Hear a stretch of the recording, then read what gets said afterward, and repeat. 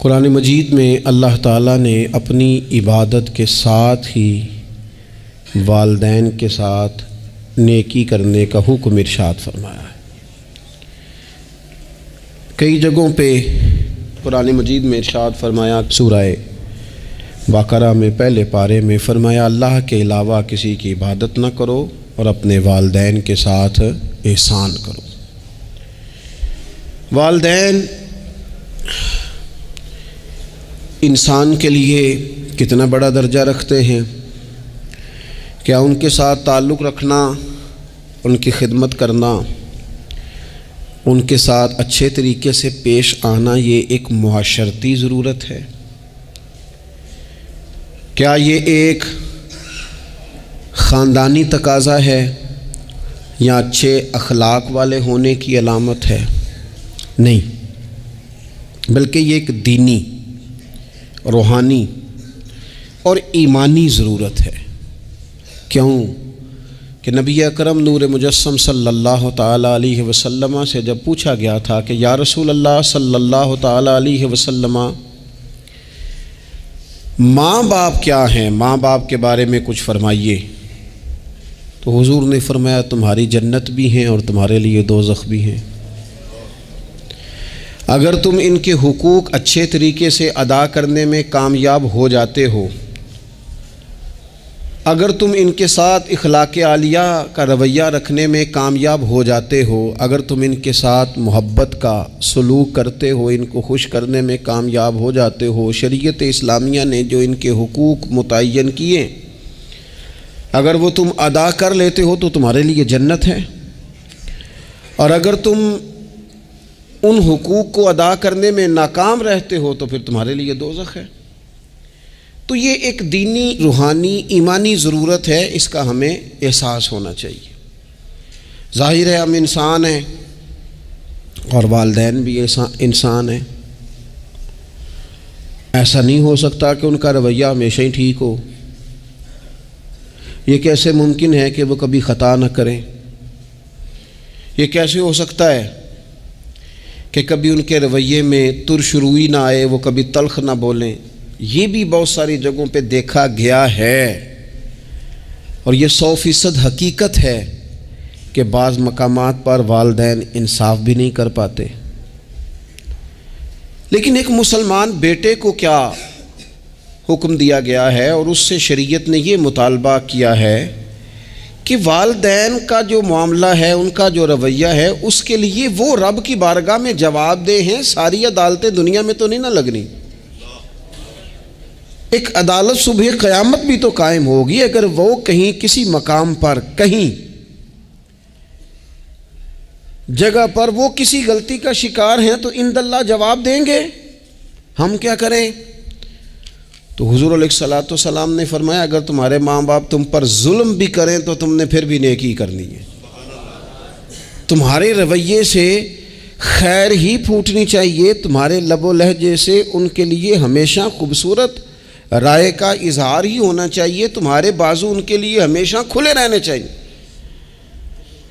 اور تمہیں ان کے معاملے میں ہمیشہ اپنے رب کو جواب دینے کا تصور قائم رکھنا چاہیے، تمہارے اندر کہیں کمزوری نہ آئے۔ میں بڑی دیر سے اپنے دوستوں کی توجہ اس بات کی طرف مبذول کرا رہا ہوں کہ انسان کے ساتھ ہی ساری چیزیں رہتی ہیں، بیماریاں بھی، پریشانیاں بھی، کاروبار کا اتار چڑھاؤ بھی۔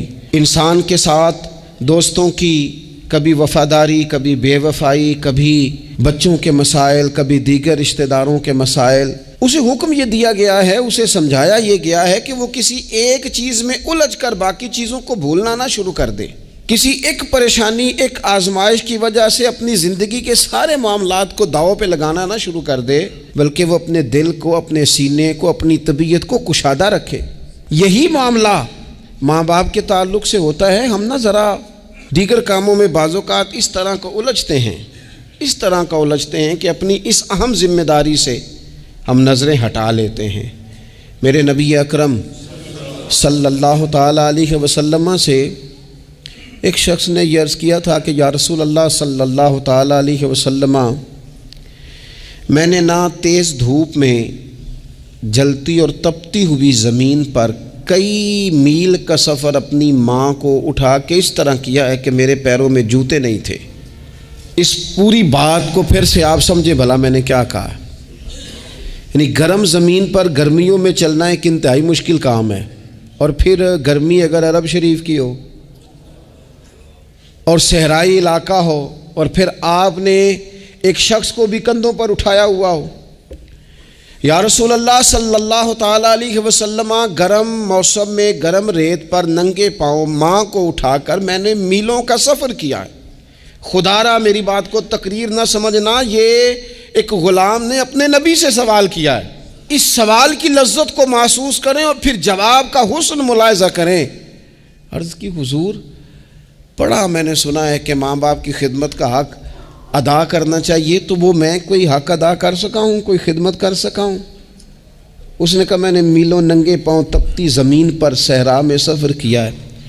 تو محبوب کریم نے بھی اسے سبق یاد کرایا۔ اس نے اپنی طرف سے خدمت بتائی تھی تو حضور نے ماں کی شفقت بتائی۔ فرمایا جب تو پیدا ہوا تھا تو تیری ماں کو درد کے جھٹکے آئے تھے، وہ جو جھٹکے آئے تھے نا، ان جھٹکوں میں سے اب یہ ایک جھٹکے کا بھی تو حق ادا نہیں کر سکا۔ وہ جو درد کے جھٹکے تھے، وہ جو تکلیف تھی، کتنی مائیں دوران زچ کی دنیا سے چلی جاتی ہیں۔ وہ بیٹا پیدا کر گئی، خود رخصت ہو گئی، وہ جان پر کھیل گئی، لیکن ایک زندگی دنیا میں چھوڑ گئی۔ لیکن کیا کبھی ایسا ہوا ہے کہ کسی ماں نے کہیں کھڑے ہو کے کہا ہو کہ اوہو میں نے بڑا کام کیا ہے، میں نے بڑی خدمت کی ہے، میں نے یہ کیا ہے، میں نے یہ اعزاز دیا ہے، لیکن بچے تھوڑا سا کر کے نا، آپ نے ناراض نہیں ہونا، میں نے اپنے کانوں سے یہ باتیں سنی ہیں کہ جی الحمدللہ میں نے ابا جی کو حج کرایا ہے، شکر ہے اللہ کا جی، ابا جی میرے پاس ہی تھے جی، باقی بھائیوں کے پاس نہیں تھے۔ تو ابا جی کس کے تھے؟ پڑوسی نے حج کرانا تھا، آپ کے پاس تھے نا، تو آپ کے والد ہی تھے نا۔ آپ نے یہ 20 مرتبہ بتایا ہے کہ والد کی میں خدمت کرتا ہوں، میرے پاس رہتا، یہ بھی بتاؤ کہ ابا نے مجھے حصہ کتنا دیا ہے۔ ساتھ یہ بھی بیان کرو کہ صرف ابا ہی میرے پاس نہیں رہتا، میں نے بھی ساری زندگی باپ کے پاس ہی گزاری ہے۔ اس نے بھی کبھی کہا تھا چاروں میرے پاس ہوتے ہیں، پانچوں میں نے رکھے ہوئے ہیں۔ کیا مذاق ہے، کتنی چھوٹی سوچ ہے۔ اپنے والدین کے ساتھ بڑا رویہ عمدہ کیا جائے، کبھی نہ الجھنا۔ خبردار، ایک مقام پر ماں باپ کی نافرمانی کی جا سکتی ہے، وہ کب؟ جب وہ آپ کو دین کے مخالف چلنے کا کہیں، جب رب رسول کی مخالفت کا معاذ اللہ کہیں، اور مسلمان والدین یہ کبھی کہہ سکتے نہیں۔ باقی ہر کام میں ان کی فرما برداری ہے، ان کی خدمت ہے، ہر جائز کام میں ان کی بات کو تسلیم کرنا ہے۔ بلکہ حضرت اسماء بنت ابی بکر صدیق، حضرت صدیق اکبر رضی اللہ تعالی عنہ کی صاحبزادی ہیں، انہوں نے ایک دفعہ نبی پاک علیہ السلام کی خدمت میں ایک سوال بھیجا تھا۔ عرض کی یا رسول اللہ صلی اللہ تعالی علیہ وسلم، ماں مشرکہ ہے، اللہ رسول کو نہیں مانتی، معاذ اللہ، ماں مشرکہ ہے، تو حضور وہ مجھ سے ملنا چاہتی ہے، کیا میں اس سے حسن سلوک کر سکتی ہوں؟ تو نبی کریم نے فرمایا تیری تو ماں ہے نا، چل تو اچھا سلوک ہی کر، تو اپنا رویہ اس کے ساتھ ٹھیک رکھ، کیونکہ تیری والدہ ہے۔ میں آج حقوق والدین پر تقریر نہیں کرنے جا رہا، بس ایسے ہی مجھے خیال آیا۔ میں ایک دوست نے ایک سوال پوچھا ہے، مجھے اچھا لگا ان کا بات پوچھنا۔ انہوں نے یہ پوچھا ہے کہ اگر کسی شخص کے والدین دنیا سے چلے جائیں اور جانے کے بعد اسے احساس ہو کہ مجھ سے بڑی غلطیاں ہو گئیں، اسے احساس ہو کہ بڑی کوتاہیاں ہو گئیں، بڑی جگہوں پہ میں بھول گیا۔ بہت سارے لوگوں کو پچھتاوا ہوتا ہے کہ یار بڑی چیزیں تھیں جو ہم کر سکتے تھے پر ہم سے نہیں ہو سکیں۔ انہوں نے پوچھا جی کوئی اب بھی کوئی اس کا حل ہے؟ تو میں نے کہا ہے نا، ہم رسول رحمت کے ماننے والے ہیں صلی اللہ تعالی علیہ وسلم۔ نبی پاک صلی اللہ تعالی علیہ وسلم نے ارشاد فرمایا، الترغیب الترہیب میں حدیث موجود ہے، حضرت انس بن مالک رضی اللہ تعالیٰ عنہ حدیث کے راوی ہیں۔ اللہ کے پیارے حبیب علیہ الصلاۃ والسلام نے فرمایا، جس بندے کے والدین یا دونوں میں سے کوئی ایک انتقال کر جائے اور وہ معاذ اللہ ان کا نافرمان ہو، تو فرمایا پھر ان کے لیے دعا کرتا رہے، استغفار کرتا رہے، امید ہے اللہ اسے نیکوکاروں میں لکھ دے گا، وہ فرما برداروں میں آ جائے گا۔ شرط یہ ہے کہ وہ ان کے لیے استغفار کرے، دعائے مغفرت کرے، اب ان کے لیے وہ اب ہی شروع کر دے ان کو یاد کرنا، اب ہی اس مقام پر آ جائے، اب ہی کچھ سوچ لے، تو اللہ تعالیٰ کی بارگاہ سے کرم کی امید ہے کہ اللہ اس نے جو زندگی میں اس سے غلطیاں ہو گئی، رب اس کی ان غلطیوں کو معاف کر دے گا۔ روز استغفار کرے۔ ایک دوست نے مجھ سے ایک دفعہ پوچھا تھا کہ حضرت صاحب والدین چلے گئے ہیں، ان کے لیے کیا کروں؟ تو بڑی بڑی چیزیں بھی کی جا سکتی ہیں، لیکن میں نے اپنے اس محبت والے دوست کو یہ محبت والا مشورہ دیا تھا کہ میں چونکہ آپ کو جانتا ہوں آپ نماز میں کوتاہی کرتے ہیں، آپ نہ نماز پڑھنی شروع کر دیں۔ وہ کہنے لگے جی وہ تو میں پڑھوں گا، والدین کے لیے کیا کروں؟ میں نے کہا نماز پڑھیں، ہر نماز کی آخری رکعت میں کہو گے نا ربنا اغفر لی ولی کہو گے نا ہر نماز میں، تو کتنا بڑا اجر ملے گا آپ کے والدین کو۔ اور پھر وہ سارا اسلوب کہ پہلے آپ نے قیام کیا، پھر آپ نے رکوع کیا، پھر آپ نے سجدہ کیا، پھر آپ اتحیات میں بیٹھے، پہلے آپ نے اللہ کی بارگاہ کے اندر اس کی عبادت کرنے کا دھم بھرا، پھر اس کی وحدانیت کی شہادت دی، پھر اس کے محبوب پر درود پڑھا، اتنے سارے کام کر کے اب آپ نے آخر میں کہا ربنا اغفر لی والدیّ، یا اللہ مجھے بخش دے اور میرے والدین کو بخش دے۔ تو بتائیے اللہ کتنا کرم فرمائے گا۔ تو اپنے والدین کے لیے ان کے جانے کے بعد بہت ساری چیزیں ہیں، کفن دفن کا بندوبست کیا جائے، جنازے کا اہتمام کیا جائے، لیکن کچھ چیزوں کو نبی پاک علیہ الصلاۃ والسلام نے ذرا توجہ سے ہمیں سمجھایا ہے اور ہماری بار بار توجہ دلائی ہے۔ ایک شخص نے عرض کیا تھا یا رسول اللہ صلی اللہ تعالیٰ علیہ وآلہ وسلم کہ میرے والدین دنیا سے چلے گئے ہیں تو کیا اب بھی میں ان کے ساتھ کوئی بھلائی کر سکتا ہوں؟ اچھا پہلے میں آپ سے ایک بات عرض کروں، ہمیں موقع ملتا ہے ختمات شریف پہ جانے کا، ایصال ثواب کی مجالس میں حاضری کا، اور پھر اللہ تعالیٰ یہ بھی موقع دیتا ہے کہ بعض اوقات مسلمانوں کے لیے دعا کرتے ہیں اور ہمارے ذمے لگا دیا جاتا ہے کہ جناب اتنا ایصال ثواب کرنے کے لیے اہتمام کیا گیا ہے تو یہ آپ کر دیں۔ تو ہم پتہ کیا کرتے ہیں، ہم کہتے ہیں کہ جناب جانے والے کا نام بتاؤ، وہ نام بتاتے ہیں تو ہم فلاں بن فلاں کہہ کے جو نام بتایا جاتا ہے ان کے لیے دعا کر دیتے ہیں، لیکن جب والدین کے لیے دعا کرتے ہیں پھر نام تو نہیں نہ لیتے، پھر کیا کہتے ہیں یا اللہ میرے والد کو بخش دے، میری والدہ کی مغفرت۔ اس کا مطلب ہے وہ دنیا سے چلے گئے، آج بھی ماں باپ ہیں، وہ رخصت ہوئے، انہوں نے پردہ کیا، ان کی روح کا رشتہ ٹوٹا ہے پر تیرا رشتہ ان کے ساتھ آج بھی قائم ہے، تیرا تعلق ان سے ٹوٹ سکتا، وہ تیرا تعلق، میں نے ایک دفعہ پہلے بھی کہا تھا میرا بیٹا شاید قد میں مجھ سے تھوڑا اونچا ہو گیا ہو اور اللہ تعالیٰ نے مجھے بڑے محبت والے سنگی دیے، میں نے اپنی حیثیت اہمیت سے بڑھ کر دنیا میں محبت پائی، لیکن میں نے اپنی زندگی میں سب سے زیادہ اپنے والد کی کمی محسوس کی، میں بڑی محسوس کی۔ ابھی بھی کبھی کبھی سوچتا ہوں کہ کچھ باتیں صرف ان سے ہو سکتی ہیں، کسی اور سے نہیں ہو سکتی۔ کبھی کبھی محسوس ہوتا ہے کہ ان کے دامن کے اندر ٹھنڈ کے موقع پر نگ ملتا تھا اور گرمی کے موقع پر ٹھنڈی ہوا آتی تھی، یہ خاص انہی لوگوں کا وطیرہ ہے، یہ انہی کا خاصہ ہے، پتہ نہیں اللہ نے کس طرح ان لوگوں کو بنایا ہے اور کس طرح کا یہ رشتہ بنایا۔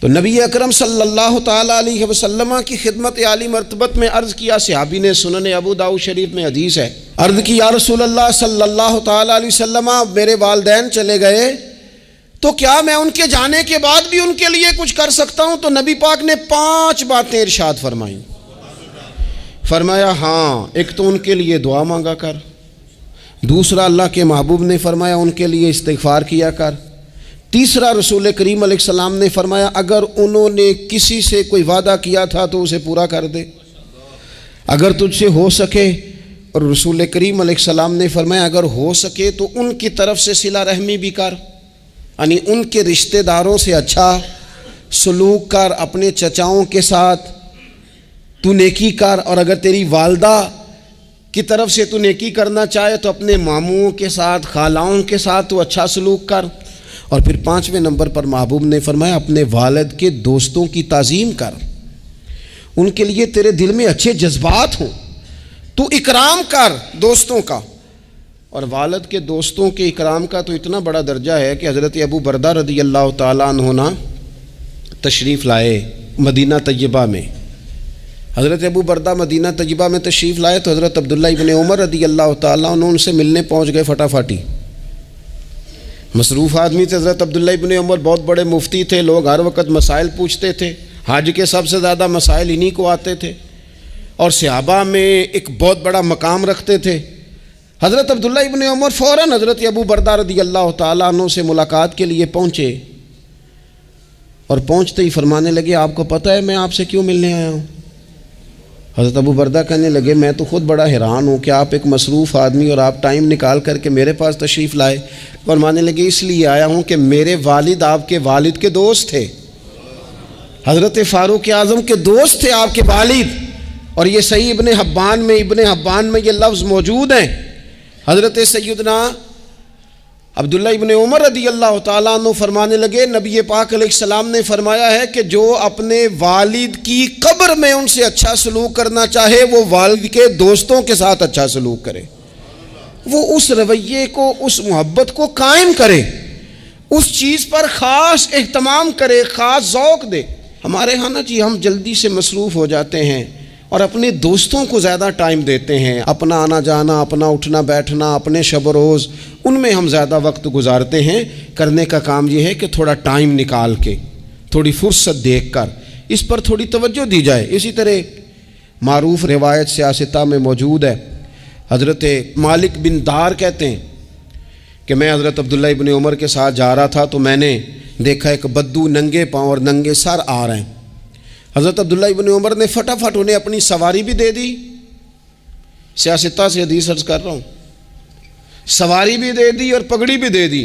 فرماتے میں نے عرض کی حضرت عبداللہ ابن عمر سے کہ حضور یہ بدو ہیں گے تو تھوڑے سے نذرانے پہ بھی خوش ہو جاتے، آپ کوئی عام معمولی سا تحفہ بھی دیتے تو راضی ہو جاتے، اور آپ نے پگڑی بھی دے دی اور گھوڑا بھی دے دیا۔ حضرت عبداللہ ابن عمر کہنے لگے یہ کوئی عام آدمی نہیں، یہ میرے والد کے دوست ہیں، اور والد کے دوستوں سے محبت کرنا یہ ہمیں رسول رحمت نے سکھایا ہے، کیونکہ اصلاں نال جے نیکی کریے تو نسلاں تاک نہیں بھول دے۔ محبتوں کو قائم رکھنا، ان کو دوام دینا۔ ہمارا تو چچا کے ساتھ سلوک نہیں رہتا، توجہ نہیں رہتی۔ ہم نے اصالِ ثواب کا جو مفہوم بنا لیا ہے وہ بڑا گڑبڑ ہے۔ اگر تو کسی کے پاس بہت زیادہ پیسے ہوتے ہیں تو وہ اصالِ ثواب کی محفل ویسے ہی ایک سیاسی اجتماع بن جاتی ہے، اور جو عام لوگ ہیں ان کا زور کہیں نہیں چلتا تو چلو مسجد میں تو چلتا ہی ہے نا، وہ آ کے کہتے ہیں مولوی صاحب کو کہ بچے بھیج دیں اور پورا قرآن پاک پڑھانا ہے ہم نے۔ بھئی نبی پاک علیہ السلام نے تو فرمایا جتنی دیر دل جمے اتنی دیر پڑھو، آپ نے کیوں پابند کیا پورا پڑھنے کا؟ اور پھر اللہ تبارک و تعالیٰ اگر معاف فرمانے پہ آئے وہ تو پتر بسم اللہ بھی پڑھے تو اللہ باپ کو معاف فرما دیتا ہے۔ شرط یہ ہے کہ خلوص ہو، وہاں تو معیار دیکھا جاتا ہے، مقدار تھوڑی دیکھی جائے گی۔ تو اصالِ ثواب تو یہ ہے کہ آپ ضرورت دیکھیں کس چیز کی ہے۔ ہمارے ہاں منوں کے حساب سے کھانے پک جاتے ہیں، بڑی بڑی لمبی دعوتیں ہوتی ہیں، بڑا کچھ ہوتا ہے، لیکن جو ضرورت ہوتی ہے، ضرورت کو ہم نہیں دیکھتے۔ اگر آپ کوئی اور کام ضرورت کا کرا دیں نا، کروڑوں روپیہ آپ نے لگا دیا ختمات پہ اور فلاں پہ، اور جس قبرستان میں آپ نے والد کو دفن کیا اس میں تو غریبوں کے لیے مزید جگہ ہی نہیں دفن کرنے کی، تو یہ اچھا اصالِ ثواب نہیں تھا کہ قبرستان کی جگہ بڑھائی جاتی، یہ اچھا اصالِ ثواب نہیں تھا کہ مسجد کا ماحول دیکھا جاتا، علاقے کے غرباء پر نظر کی جاتی، وہ لوگ جو بیچارے قرض کے نیچے آ کے پوری طرح دب گئے ہیں، نفسیاتی مریض ہو گئے، ان غریبوں کو دیکھا جاتا، یہ اصالِ ثواب نہیں تھا۔ آپ دیکھیے حضرت سعد رضی اللہ تعالیٰ عنہ نے حضور کی بارگاہ میں عرض کی یا رسول اللہ صلی اللہ تعالیٰ علیہ وآلہ وسلم، میری ماں ایک غلام آزاد کرنا چاہتی تھی، اگر میں ان کی طرف سے وہ غلام آزاد کر دوں، موطا امام مالک میں روایت موجود ہے، اب غلام آزاد جب آپ کر دیتے تھے نا، آج کل تو غلام بکتے نہیں لیکن ایک قسم غلامی کی آج بھی ہے، بتا دوں آپ کو، وہ جو بندہ ایڈوانس نہیں لے لیتا بیچارہ 4 لاکھ روپیہ، پھر اس کو تنخواہ بھی پوری نہیں ملتی، پھر اس کی جان بھی نہیں چھوٹتی، وہ کہیں اور جا بھی نہیں سکتا۔ بھئی آپ ایڈوانس دیں گے کسی کو، اس کو خرید تو نہیں نہ لیں گے، اس کی مجبوری تو نہیں نہ خریدیں گے، اللہ کو ناراض تو نہیں نہ کر لیں گے۔ آپ ایڈوانس دیں لیکن پھر اسے تنخواہ بھی تو اتنی دیں جتنی معاشرے میں روٹین سے ہوتی ہے۔ یا رسول اللہ اگر میں غلام آزاد کر دوں اپنی ماں کی طرف سے، چل تو بھی کسی کو ایڈوانس معاف کر دے ماں باپ کی طرف سے، چل تو بھی کسی کو چھوڑ دے قرضہ ماں باپ کی طرف سے، چھوڑ دے، کچھ نہیں ہوتا۔ رسول کریم علیہ السلام کی بارگاہ میں عرض کی حضرت سعد نے، یا رسول اللہ صلی اللہ تعالی علیہ وسلم اگر میں اماں کی طرف سے غلام آزاد کروں تو ماں کو ثواب ملے گا؟ حضور نے فرمایا کرنا، ملے گا نا تیری ماں کو ثواب، کرنا، تم یہ سال ثواب، یہ والا سال ثواب کرنا۔ حضرت سعد رضی اللہ تعالیٰ عنہ نے ایک مقام پر یہ بھی عرض کیا تھا، ابو داؤد شریف میں موجود ہے کہ یا رسول اللہ صلی اللہ تعالیٰ علیہ وسلم میری ماں کا انتقال ہو گیا، ان کی طرف سے کچھ کرنا چاہتا ہوں، کیا کروں؟ میں آپ سے عرض کرتا ہوں نا، تنقید کرنا تو آسان کام ہے، تو بنائے نا کسی مدرسے میں کمرہ جہاں طالب علم پڑھیں، والدین کی طرف سے بنائیں، جا کے دیکھو نا۔ یہ بات کرنا تو آسان ہے کہ ہسپتالوں میں ایک بیڈ پہ 4 لوگ پڑے ہیں، تو آپ اپنے والد صاحب کی طرف سے ہسپتال میں 2 کمرے بنوا دینا، آپ کو 20 بیڈ پہنچا دینا۔ آپ جا کے بات کریں کسی ٹرسٹ والے سے اور کسی سرکاری ہاسپٹل والے سے کہ لائنوں میں لگے ہوئے ہیں لوگ، ہارٹ کا پیشنٹ جو بیچارہ قریب ہو جاتا ہے موت کے اور اس کا ٹیسٹ ہی نہیں ہو پاتا، مشینیں نہیں چلتی، تو آگے بڑھے نا۔ کیا یہ کام نہیں ہے دور بیٹھ کر تنقید کر دینا اور تھوڑی دیر تبصروں کا مزہ لے کے چپ کر دینا؟ یہ تو کوئی بھی کر لے گا، لیکن عملی اقدام کس نے کرنا ہے؟ حضرت سعد نے عرض کی حضور اماں چلی گئی ہے، ان کے لیے کیا کروں؟ تو شارحین حدیث کہتے ہیں شاید میٹھے پانی کے کنووں کی بعض جگہوں پہ کمی تھی، کریم نے فرمایا پانی کا احصال ثواب کر۔ حضرت سعد نے اماں کی طرف سے پورا کنواں کھدوایا اور حضور نے نام رکھا، فرمایا یہ سعد کی ماں کے نام کا کنواں ہے، تو کر دیں اماں جی کے نام پر کوئی خیر کا کام۔ اگر اور کچھ نہ ہو سکے تو اگر گلی ہم نے تنگ کر دی ہے نا تو ابا جی کی طرف سے وہ کشادہ کر دیں، اس کا بھی ثواب ہوگا انشاءاللہ۔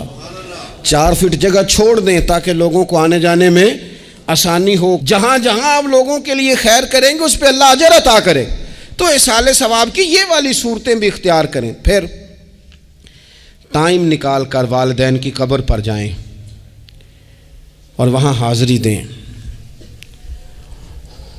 جو لوگ مزارات پر جانے کے شوقین ہیں وہ ضرور جائیں، میں بھی جاتا ہوں، اور میں آپ کو پہلے بھی کہہ چکا ہوں، میں داتا صاحب رحمۃ اللہ علیہ کبھی بھی اس طرح نہیں گیا کہ میں جلسے پہ گیا ہوں، محفل پہ گیا ہوں، کسی کام گیا ہوں تو حاضری دے لوں۔ میں سمجھتا ہوں یہ ٹھیک نہیں ہے، میں تو داتا صاحب اسپیشل جاتا ہوں، میں تو حضرت بابا صاحب بھی جب جاتا ہوں تو اسپیشل جاتا ہوں، اور میں جاتا بھی ہوں تو ان کی خدمات دینیہ کو، ان کی عظمتوں کو سلام کرنے جاتا ہوں۔ میں تو فیوزات روحانیہ کے لیے جاتا ہوں، ایز اے خاص جاتا ہوں، حاضری دیتا ہوں، یہ بڑا کمال بات ہے۔ لیکن آپ کو ایک بات عرض کروں، یہ اللہ والوں کے مزارات ہیں، ان پر ضرور جانا چاہیے، لیکن ایک بات یاد رکھنا، ہر بیٹے کے لیے اس کے باپ کی قبر مزار ہے، ہر بیٹے کے لیے اس کی ماں کی قبر مزار ہے، اس پر بھی حاضری دو۔ حاضری کا مزاج بناؤ، یہاں جا کر کے نا حاضری دے کے آؤ۔ میں قبرستان سے نکل رہا تھا تو ایک دوست نے مجھے کہا کہاں ہیں؟ میں نے کہا میں اپنے والد صاحب کی قبر پہ حاضری دے کے آ رہا ہوں۔ کہنے لگے ان کا مزار کہاں ہے؟ میں نے کہا وہ آپ کے لیے تو کوئی روایتی مزار نہیں ہے، وہ میرے لیے مزار ہے، کیونکہ میرے والد ہیں نا، وہ راضی ہوں گے تو رب راضی ہوگا۔ والدہ کے لیے نبی پاک نے فرمایا اس کے پیروں کے نیچے جنت ہے، تو جس کے پیروں کے نیچے تیری جنت ہے، بتاؤ اس کی قبر تیرے لیے مزار نہیں؟ اس کی قبر تیرے لیے باعث فیوز و برکات نہیں؟ تو نبی پاک صلی اللہ علیہ وسلم نے فرمایا ایک روایت میں، جو ہر جمعے والے دن اپنے والدین کی قبر پہ جائے گا، اللہ تبارک و تعالی جانے والے کی بھی بخشش فرما دے گا۔ تھوڑا سا نا مخصوص سا ٹائم نکالیں، کچھ تھوڑا سا ارادہ کریں، حاضری کا پروگرام بنائیں۔ ایک بات اور عرض کرنی ہے یہاں، اس کو میں بڑا ضروری سمجھتا ہوں آخر میں آپ کی خدمت میں عرض کرنا۔ ایک بات اچھی طرح سے طے کر لینا، کچھ چیزیں ایسی ہوتی ہیں جو ادھار ہوتی ہیں، کچھ ایسی ہوتی ہیں جو نقد ہوتی ہیں، بالکل نقد، ان میں ادھار نہیں ہوتا۔ وہ کہتے ہیں نا جی ہم جی ادھار کا کاروبار نہیں کرتے، ہمارا سارا کاروبار کیش کا ہے، ہم بالکل ایک ہاتھ دے دوسرے ہاتھ لے، ہمارا یہ سلسلہ ہے، ہم بالکل جو ہے نا کسی قسم کا کریڈٹ پہ نہیں چلتے۔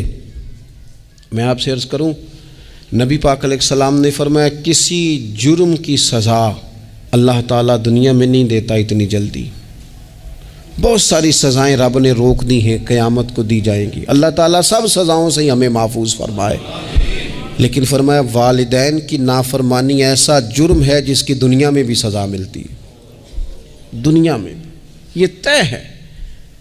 حضور علیہ الصلوۃ والسلام نے کبھی کسی شخص کے لیے دعائے ضرر نہیں کی۔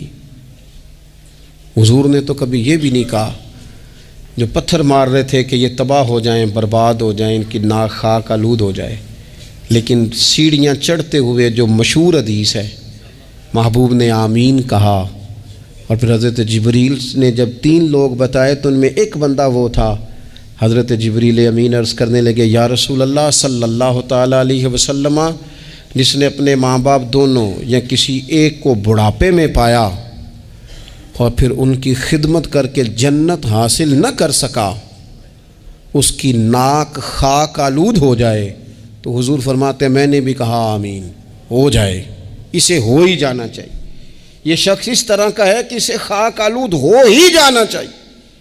کبھی بھی زندگی میں اپنے والدین، کیا ہمیں دعا سکھائی قرآن پاک نے، کہا وَقُرْ رَبِّ ارْحَمْهُمَا كَمَا رَبَّيَانِي صَغِيرًا، آپ کہیے، آپ یہ دعا کیجئے کہ اے میرے پروردگار ان دونوں پر رحم فرما جنہوں نے بچپن میں مجھے پالا، ان دونوں پر رحم فرما۔ اپنے والدین کے لیے اپنے تھوڑے سے دل کو بڑا کریں، کچھ چیزیں اپنی زندگی میں طے کریں، کچھ معاملات اپنی زندگی میں۔ ہمارے ایک استاد تھے گوجرانوالہ میں، نام لیتا ہوں، حضرت مفتی عبداللطیف صاحب رحمۃ اللہ علیہ، یہ حضرت محدث اعظم کے شاگرد ہیں، اور اعلیٰ حضرت کے بڑے صاحبزادے حضرت حجت الاسلام مولانا حامد رضا خان صاحب رحمۃ اللہ علیہ کے یہ شاید واحد مرید تھے ہمارے شہر میں، مفتی عبداللطیف صاحب قادری حامدی۔